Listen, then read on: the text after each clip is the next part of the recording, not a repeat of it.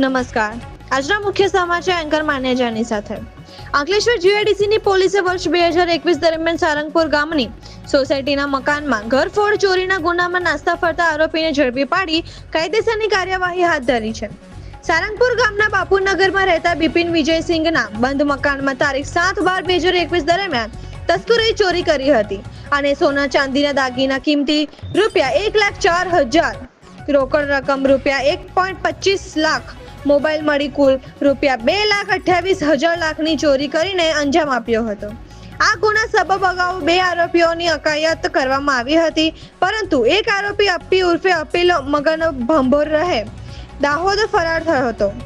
દરમિયાન Ankleshwar GIDC police મથકમાં surveillance વિભાગને આ ફરાર આરોપી અંગે બાતમી મળતા તેની દાહોદ તાલુકાના સરણાસર ગામમાંથી અટકાયત કરી કાયદેસરની કાર્યવાહી હાથ ધરી હતી.